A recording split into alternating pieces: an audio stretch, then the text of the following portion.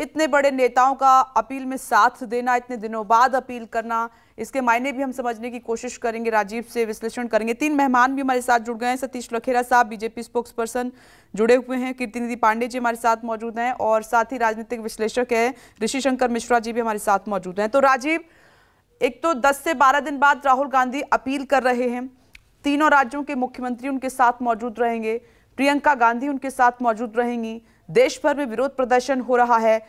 तो सिंपली भी अपील हो सकती थी जाकर, इतना बड़े नेताओं का वहां पर जमावड़ा लग रहा है, एक तो इसके मायने। दूसरा, क्या आपको लग रहा है, अगर मैं ममता बनर्जी के उस बयान को कोट करूं कि बीजेपी जानबूझकर राहुल गांधी को बड़ा करने की कोशिश कर रही है, और ऐसा बीजेपी क्यों चाह रही है राजीव?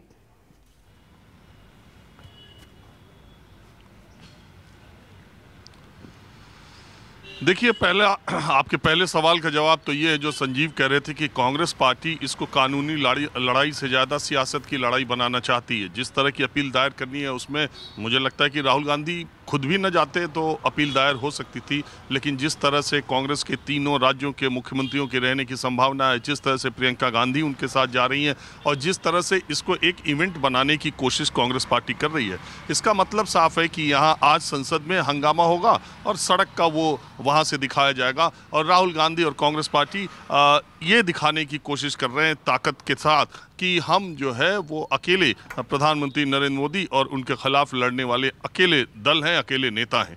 ये उनकी कोशिश है। और पिछले आप देखिए जो कोर्ट का फैसला आने के 11 दिन के बाद आज अपील दाखिल हो रही है। जैसा संजीव कह रहे थे, अभिषेक सिंह भी इस मामले को पूरा देख रहे हैं। उनके पास वकीलों की बड़ी फौज है कांग्रेस पार्टी के पास। ये भी ऐसा नहीं है कि कहीं कोई बात है। दरअसल 11 दिन पूरे राजनीतिक घटनाक्रम को आप देखें तो इससे राहुल गांधी एक तो चर्चा में रहे, दूसरी बात यह है कि विपक्ष का बड़ा चेहरा राष्ट्रीय स्तर पर सबसे बड़ी पार्टी कांग्रेस पार्टी है। तो 2024 का चुनाव कांग्रेस बनाम बीजेपी हो जाए, इसके लिए कांग्रेस पार्टी कोशिश कर रही है। और इंटरेस्टिंग बात यह है कि बीजेपी ये चाहती है कि 2024 का चुनाव नरेंद्र मोदी बनाम राहुल गांधी हो जाए।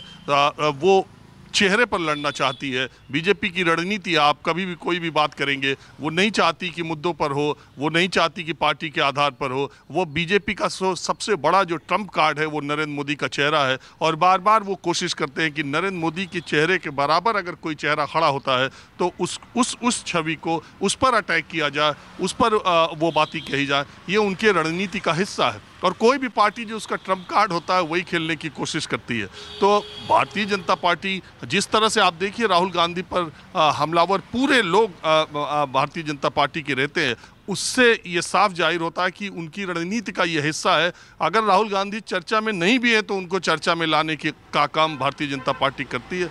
मुझे लगता है कि वो 2024 को बीजेपी ये इसको ठीक मानती है, सहूलियत मानती है कि राहुल ये मुकाबला प्रधानमंत्री नरेंद्र मोदी बनाम राहुल गांधी हो जाए, विपक्षी एकता हो जाए, विपक्ष एक साथ खड़ा हो जाए। तो इसके लिए दिक्कत है। और एक सूत्रों के मुताबिक एक बड़ी खबर मुझे पता चली है कि झारखंड में लोकसभा चुनाव में ऐसा कुछ मामला बनने जा रहा है जब झारखंड मुक्ति मोर्चा शायद कांग्रेस के साथ अभी गठबंधन में सरकार में है, लेकिन शायद लोकसभा का चुनाव गठबंधन में न लड़े। तो इस तरह की जो पर्दे के पीछे 2024 की रणनीति बन रही है अलग अलग तरह से, भारतीय जनता पार्टी नहीं चाहती कि विपक्षी एका हो, भारतीय जनता पार्टी नहीं चाहती कि पूरा विपक्ष एक साथ हो जाए। उसके लिए वो राहुल गांधी को टारगेट करती रहती है। और राहुल गांधी खुद भी और कांग्रेस पार्टी खुद भी इस तैयारी में लगती है कि वो अकेले दम पर विपक्षी एकता हो जाए तो बहुत अच्छा, नहीं तो राष्ट्रीय स्तर पर वो अपने आप को एकमात्र विकल्प पेश करने की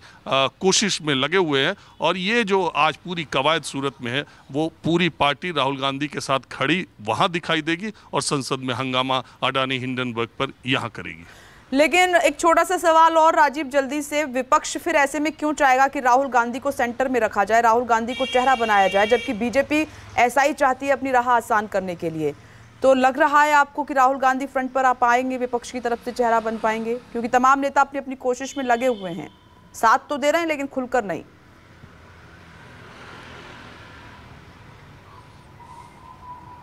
देखिए, 3 राज्यों में कांग्रेस की सरकार आज की तारीख में है। 2 राज्यों में आम आदमी पार्टी की सरकार है। उनके एक लोकसभा के सदस्य नहीं है और 6 महीना पहले ही पार्टी ने उनको 2024 का प्रधानमंत्री पद का उम्मीदवार घोषित कर रखा है। जैसे ही राहुल गांधी पर संसद ये सजा हुई, ये बातें हुई, राहुल गांधी चर्चा में ज़्यादा आए, जैसे ही कांग्रेस पार्टी बहुत हमलावर हुई, वैसे ही अरविंद केजरीवाल ने ले आके प्रधानमंत्री की डिग्री, मोदी हटाओ देश बचाओ पोस्टर, अरविंद केजरीवाल उस लड़ाई में कूद गए। अब आप वैसे ही पश्चिम बंगाल में ममता बनर्जी धरने पर बैठ गई। तो ये सब चीज़ें खुद दिखाती है कि विपक्षियों में, मैंने आपको पहले भी कहा था, भारत जोड़ो यात्रा जब चल रही थी तो मैंने कहा था कि भारतीय जनता पार्टी भारत जोड़ो यात्रा से बेचैन हो चाहे न हो, विपक्षी दल बहुत बेचैन है।